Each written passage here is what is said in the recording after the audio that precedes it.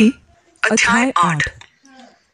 जब यीशु उस पहाड़ से उतरा तो एक बड़ी भीड़ उसके पीछे हो ली, और एक कोढ़ी ने पास आकर उसे प्रणाम किया और कहा, हे प्रभु, यदि तू चाहे तो मुझे शुद्ध कर सकता है।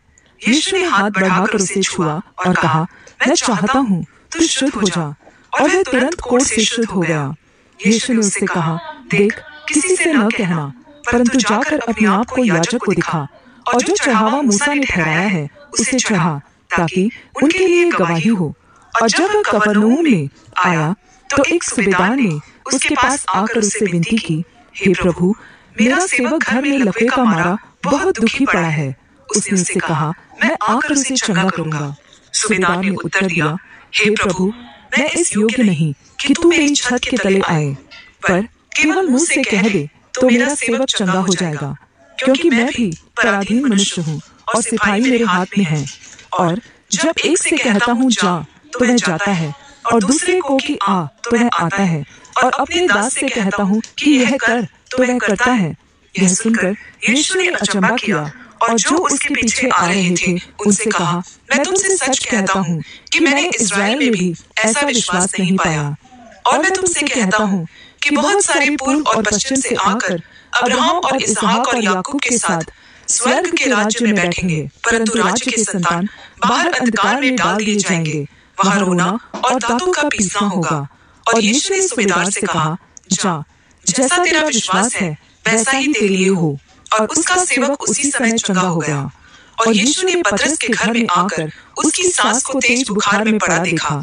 उसने उसका हाथ छुआ और उसका ज्वर उतर गया, और वह उठकर उसकी सेवा करने लगी। जब संध्या हुई तब वे उसके पास बहुत से लोगों को लाए जिनमें दुष्ट आत्माएं थी, और उसने उन आत्माओं को अपने वचन से निकाल दिया और सब बीमारों को चंगा किया, ताकि जो वचन यशायाह भविष्यद्वक्ता के द्वारा कहा गया था वह पूरा हो। उसने आप हमारी दुर्बलताओं को ले लिया और हमारी बीमारियों को उठा लिया। यीशु ने अपने चारों ओर एक बड़ी भीड़ देखकर झील के उस पार जाने की आज्ञा दी। और एक शास्त्री ने पास आकर उससे कहा, हे गुरु, जहाँ कहीं तू जाएगा मैं तेरे पीछे पीछे हो लूंगा। यीशु ने उससे कहा, लोमड़ियों के भट्ट और आकाश के पक्षियों के बसेरे होते हैं, परंतु मनुष्य के पुत्र के लिए सिर धरने की भी जगह नहीं है। एक और चेले ने उससे कहा, हे प्रभु, मुझे पहले जाने दे कि अपने पिता को गाड़ दूं। यीशु ने उससे कहा, तू मेरे पीछे हो ले और मुर्दों को अपने मुर्दे गाड़ने दे। जब वह नाव पर चढ़ा तो उसके चेले उसके पीछे हो लिए, और झील में एक ऐसा बड़ा तूफान उठा कि नाव लहरों से ढपने लगी, और वह सो रहा था। तब उन्होंने पास आकर उसे जगाया और कहा, हे प्रभु, हमें बचा, हम नाश हुए जाते हैं।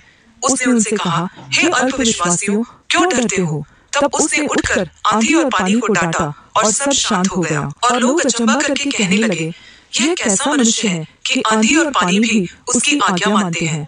जब वह उस पार गदरेनियों के क्षेत्र में पहुंचा तो दो मनुष्य जिनमें दुष्ट आत्माएं थी कब्रों से निकलते हुए उसे मिले, जो इतने प्रचंड थे कि कोई उस मार्ग से जा नहीं सकता था।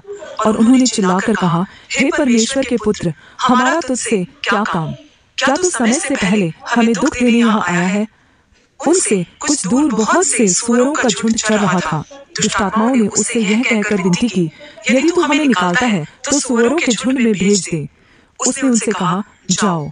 और वे निकलकर सूअरों में घुस गई, और सारा झुंड टीले पर से झपटकर पानी में जा पड़ा और डूब मरा।